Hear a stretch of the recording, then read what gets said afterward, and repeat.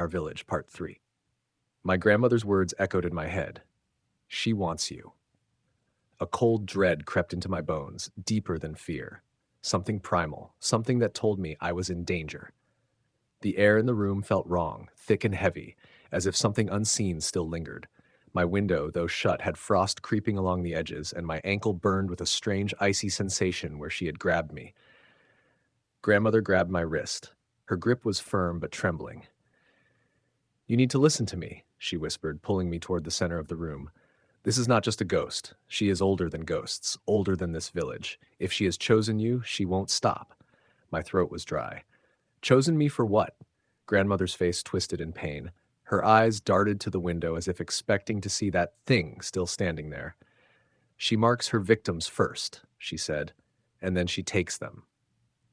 I swallowed hard. Takes them where? My grandmother hesitated, then reached up and yanked something from around her neck. A thin, blackened chain with a small iron locket. She forced it into my palm. You must wear this, she whispered. No matter what happens, do not take it off. Iron is the only thing she fears. I clutched the locket. It was cold against my skin. My heart was pounding so hard I could barely hear anything else. Then, the whispers started again. Let me in. I see you. I spun toward the window. The frost had spread, crawling across the glass in jagged patterns. The room grew deathly cold. And then, bang! Something slammed against the window, shaking the whole house. The lantern in my grandmother's hand flickered. Don't look, she hissed. Whatever you do, do not look. But I already had. Outside the window, standing just beyond the frost-covered glass, she was there. Her face was clearer now. Pale, corpse-like skin stretched over sharp bones, her mouth twisted into an unnatural grin. Her eyes, black, endless voids, locked onto mine. Then she moved. Her jaw unhinged. It opened far too wide, stretching down past her collarbone, revealing a black, gaping hole filled with teeth. Her head twitched, her bony fingers curling against the glass. And then the window started to open. Not by itself. She was lifting it. A gust of frozen wind rushed in, carrying the foul stench of decay.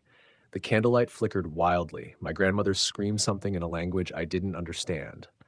The locket in my hand burned. I yelped, nearly dropping it, but then everything stopped. The window slammed shut, as if an unseen force had yanked it down. The frost melted instantly, the whispers faded, and she was gone. For a long moment, neither of us spoke. My chest heaved, my hands trembling. I clutched the locket so hard my fingers ached. Grandmother finally turned to me, her face pale and lined with fear. This was just the beginning, she whispered. I swallowed, trying to steady my breath. Then how do we stop her? Grandmother looked at the window, her expression dark. You don't, she said. You run. To be continued.